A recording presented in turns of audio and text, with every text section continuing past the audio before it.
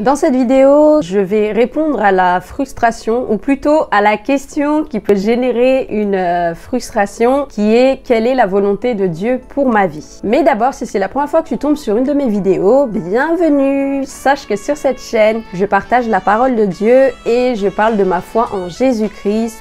Donc si c'est également ton partage, n'hésite surtout pas à t'abonner.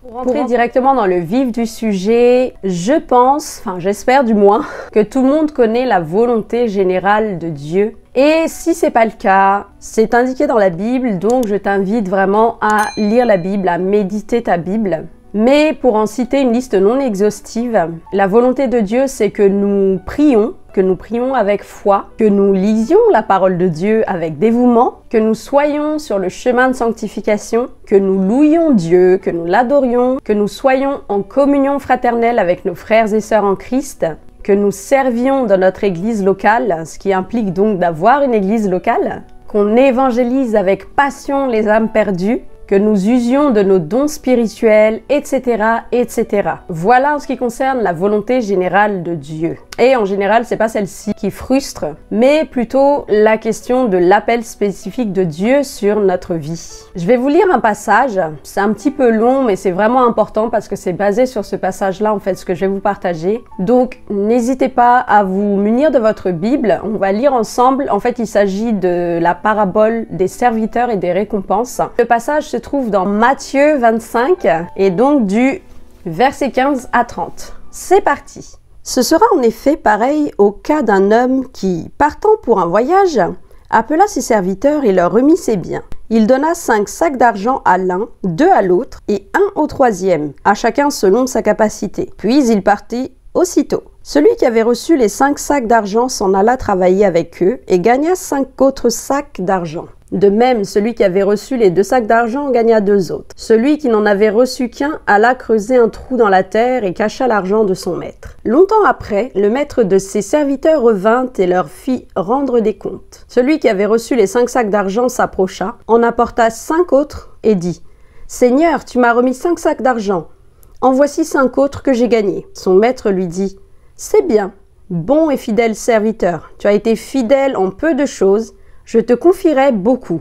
Viens partager la joie de ton maître. » Celui qui avait reçu les 2 sacs d'argent s'approcha aussi et dit « Seigneur, tu m'as remis 2 sacs d'argent. En voici 2 autres que j'ai gagnés. » Son maître lui dit « C'est bien, bon et fidèle serviteur. Tu as été fidèle en peu de choses. Je te confierai beaucoup. Viens partager la joie de ton maître. » Celui qui n'avait reçu qu'un sac d'argent s'approcha ensuite et dit « Seigneur, je savais que tu es un homme dur. Tu moissonnes où tu n'as pas semé et tu récoltes où tu n'as pas planté. J'ai eu peur et je suis allé cacher ton sac d'argent dans la terre. Le voici, prends ce qui est à toi. » Son maître lui répondit « Serviteur mauvais et paresseux, tu savais que je moissonne où je n'ai pas semé et que je récolte où je n'ai pas planté. Il te fallait donc remettre mon argent au banquier et à mon retour j'aurais retiré ce qui est à moi avec un intérêt. Prenez-lui donc le sac d'argent et donnez-le à celui qui a les 10 sacs d'argent. En effet, on donnera à celui qui a et il sera dans l'abondance. Mais à celui qui n'a pas, on enlèvera même ce qu'il a. Quant au serviteur inutile, jetez-le dans les ténèbres extérieures. C'est là qu'il y aura des pleurs et des grincements de dents. Le ministère n'est pas une récompense, c'est une responsabilité. C'est pas un statut non plus, c'est de l'intendance. Il s'agit de s'occuper des affaires du royaume. Quand Dieu a créé l'homme et l'a placé dans le jardin d'Éden, son intention a toujours été de travailler en partenariat avec l'homme. Il a créé le monde et l'homme est devenu l'intendant, je dirais même son cultivateur. Dieu appelle à l'existence quelque chose et l'homme doit y mettre de l'ordre. C'est comme ça que ça se passe depuis le commencement. Tout ça pour dire que Dieu nous confie la responsabilité de prendre soin de ce qui lui appartient. Et notre propre vie en fait partie. Et oui, ta vie ne t'appartient pas, elle appartient à Jésus. Ton temps, ta famille, ta position, tes finances, tes pensées, tout ce que tu as appartient à Jésus. Et concernant la volonté spécifique de Dieu sur ta vie, il peut arriver que Dieu te donne précisément le lieu le temps, le moment, le comment, le pourquoi. Mais la plupart du temps, Dieu nous guide avec la sagesse du Saint-Esprit et avec l'aide de la parole de Dieu. Pour recevoir une instruction, tu dois être en action, tu dois être en mouvement. Pour recevoir une direction, tu dois être sur la ligne de départ, en piste. Tu as même déjà commencé à courir. C'est vrai, pourquoi est-ce que Dieu révélerait l'étape 3 et 4 si tu n'as même pas encore commencé à faire l'étape 1 et 2? Et ne sommes-nous pas censés marcher par la foi, c'est-à-dire prendre la première marche sans savoir ce qu'il y a au bout, sans forcément connaître l'étape suivante? Pour répondre à la question, la réponse spécifique se trouve dans comment Dieu t'a créé.